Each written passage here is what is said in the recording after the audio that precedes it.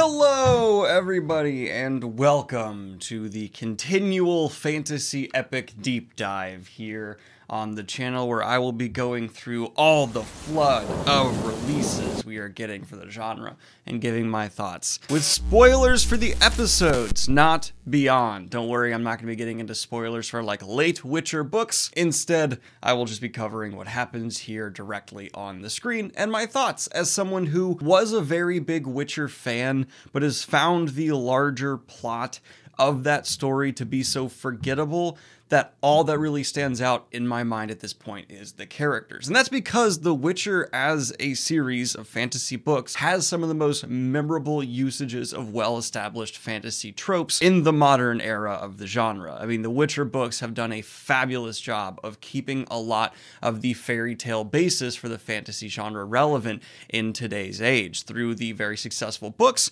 the amazingly successful games, and now the pretty darn successful Netflix show. And after season 1, I found myself in a position with this series where I was going, okay, that was a fine season 1. I did not love it. I did not hate it. It was very middle of the road for me. And I've said on the channel many times here, I feel like season 2 has a lot of potential to really step it up and come into its own vision of the Witcher story. And episode 1 has given me quite a bit of hope that's exactly what we are going to see. I've been paying a lot of attention to how these fantasy epics are being adapted by these streaming services, and it seems a pretty consistent through line that the season 1 is very rushed. Then season 2 takes all the time of season 1 production in between season 1 and 2, season 2, to really polish out the rougher edges, at least when it comes to visuals and structure. And for that reason, I actually really loved this episode 1. And on top of that, it was my favorite kind of Witcher story. Yes, the larger narrative for the Witcher series has kind of just faded from my mind, but the little one-offs, which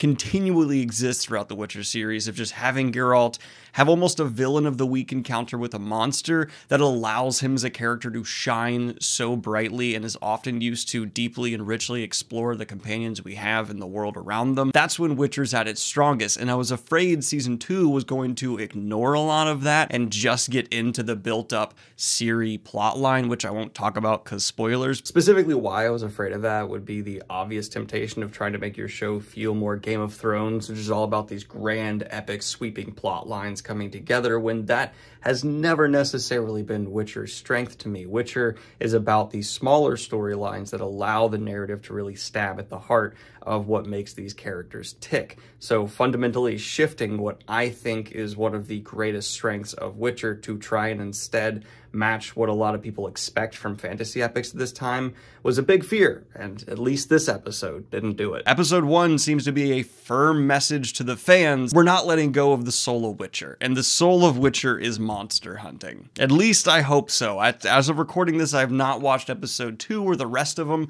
so maybe this was just a one-off and continue on to the main story. I hope that's not the case, because for many reasons, I really like this one. So getting into the story here, what we have is a cold open where we see a family arrives at a manor, and they are quite rapidly murdered by an unseen monster. From there, we see Geralt and Ciri arrive at this manor, except they are welcomed with Geralt getting attacked by someone who used to be his friend, but is now cursed to look like one of my favorite monster designs of recent memory. This is a fabulous blend of practical and CG, and it looked spectacular. Comparing that to the wonky eels and dragon shots I complained about in season 1, this is an awesome step up and is just, as someone who loves creature design, the way his face moved, the tusks, all of it was just spectacular. And this friend welcomes Geralt and Ciri quite warmly. They start having a good time, drinking, and we, the viewer, are given hints that there is someone else in the house. And Geralt is also picking up on some red flags that all is not super well here, because not only is his friend cursed and using magic left and right,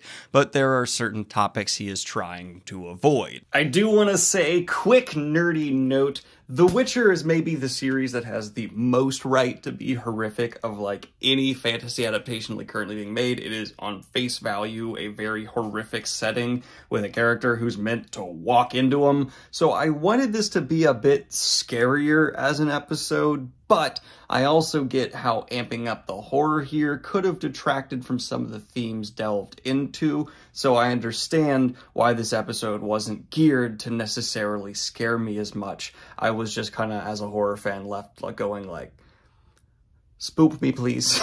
So I'm just hoping to see more of that later in the season. A couple more bits of praise before we get into the rest of the story here as well. I really enjoyed seeing the bits from the witches' perspective where we're seeing them having to deal with the ramifications of this battle and possibly losing Yennefer. They think they've lost her, but they haven't. And there's also a nice few scenes within this manor I didn't touch on in my formal review, like having the game of knives between Geralt and his friend, where it shows his friend is cheating, which is a really good foreshadowing of what's about to come. We also have it shown that Geralt really doesn't have any secrets he feels the need to keep, which at first is kind of like, really? Then you think about it and you're like, yeah, he's not the kind of guy who really does need to keep a secret. He's happy to tell you whatever you want to know because he's handling it. It's kind of fine. I like that character development.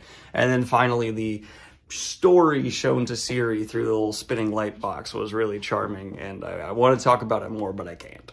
And it is that night when Ciri has an engagement with a creature that is hiding amongst the manor, and this seems to be a beautiful woman with supernaturally large eyes, some kind of feeder, and anyone with a brain puts it together. This is the creature that murdered the family at the beginning. And what this episode does that I really like is carry through one of the very vague, mushy-wushy themes that are from the books that Adrian Sapkowski, the author of the series, never really rigidly defines. And it's how monstrous are these monsters by their nature? Do all of them deserve death immediately? Or are some of them human enough, you know, have enough purpose, enough kindness within them that they should be spared? And this episode subverts where you think it's going, especially if you have not read the Witcher books, because you might be thinking, oh, this is going to go a redemption route. There's some kind of love story here. And there is, but it's a twisted, perverse one. Because yes, this creature is still feeding on innocence. There's no mystery there to be subverted. No, it is actually killing and eating innocent people. And the owner of the manor, Geralt's former friend, I think it's safe to say at this point, has been helping her do this after finding her wounded in the woods and being like, she loves me, so she can look past the curse, so I need her, don't take... And of course, fight scene ensues, and Geralt kills the beast. Correction, Geralt mortally wounds the beast, but it's actually the beast's caretaker, host, the cursed man, who deals the finishing blow by stabbing it through the chest. Actually, no, then Geralt does cut off its head. But the actual reason for this cut-in is I want to compliment the action of this scene. I love how seamlessly the magic is integrated into Geralt's actions. It doesn't feel super grandiose, which I feel like with his very combat orientation towards magic, that should be the case. He doesn't do these big, wow, showy spells. It's more just a small poof, and you're shot back. So that actually was really effective. And the beast itself kind of changing and attacking in these different ways, trying to find a weakness in the Witcher's defense was fantastic. So big kudos to opening with a really good monster action sequence for this first episode. Which at this moment, at that beat, you're like, oh man, this is horrible. This guy who was cursed had something he loved, and maybe it wasn't the best situation, but there's something. Turns out, no. Geralt's friend who's been cursed is a piece of shit, who I won't get into details of why, because it will get this YouTube video demonetized, but he deserves a far worse fate than he's already been given. And this portion of the episode ends with Geralt essentially saying, you're mortal now because his curse is broken, and he's just a human being, so if you want to end your life, I won't do it for you, because his friend is begging for death. You can do it yourself, because you. And Ciri goes through this emotional roller coaster of wanting this monster to be spared, of a kind of being on this monster's side, to realizing, oh no, this monster is still killing people. It was about to kill me, and this guy who was protecting it also probably deserves to die. And so a truth of the Witcher series that is most of the time the case remains true here. If Geralt is set on killing something, usually it does deserve to die. Now there is a subplot going on in this episode where we see Yennefer is actually alive and taken prisoner. She's being taken towards Nilfgaard by a party of people and a traitorous fellow magic user. And this is maybe my favorite performance of this episode, actually. I have still got some issues with Henry Cavill's Geralt. It is a version of The Witcher I can accept. It is just drastically different than I ever imagined Geralt, so it's kind of...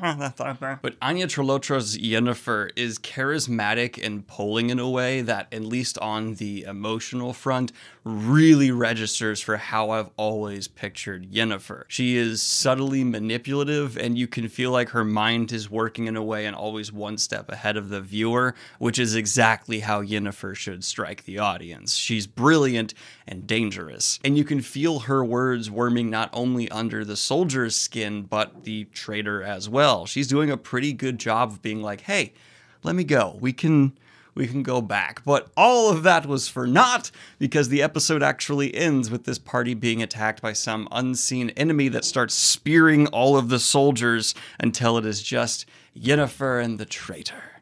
Ooh. I'm actually very, very curious where that's going to go. So not only does this episode have a solid A plot, but a tantalizing B plot I hope becomes the A of episode 2. My criticisms really aren't worth note. There were some things I didn't love, but the majority of this episode really fell into the like to love category for me. I'm a big fan of when The Witcher just kind of has a moral dilemma and takes on a monster of the week. That's when I am enjoying The Witcher series the most, and I actually feel like I got to know Ciri a bit better as a character in this episode, which is something that season 1 did kind of leave me wanting. That being said, I didn't love everything here. Some of the action was still a bit wonky, and there were a couple VFX shots that made me go, ugh. But aside from that, the abundance of gore and the show not flinching away from showing the more brutal sides of what Geralt have to do really won me over. And the final sit-down campfire scene between Geralt and Ciri, where he's saying, you need to do as I say, run when I say run, and just hammering home like, I am wiser, I know these situations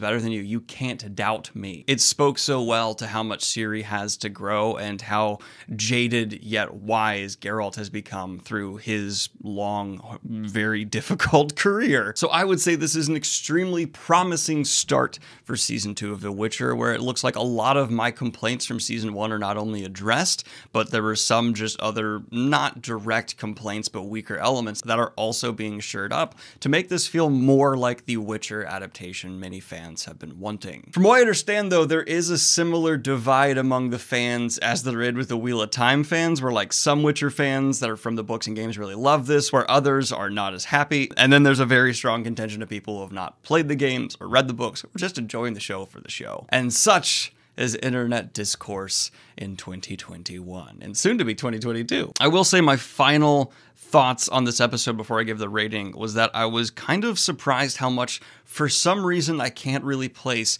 this does feel more like an adaptation of the Witcher games than the Witcher books. There's just so much stylistically for the visions of these characters that is from the games, and I assume a lot of people have just carried into their visions of the books now, that there's just something, the people on set are at least equal fans of both interpretations of this character and story, because it feels like at least a 50-50 pull. And my final thoughts are this is going to be a very solid 8 out of 10 episode, and seeing any season 2 have such a strong kicking off point gives me quite a bit of hope for the rest of the season. Let me know what you thought of episode 1 in the comments down below. Please do not spoil beyond that for my sake and other commenters who might be watching along with me, and have a good one, y'all. Peace.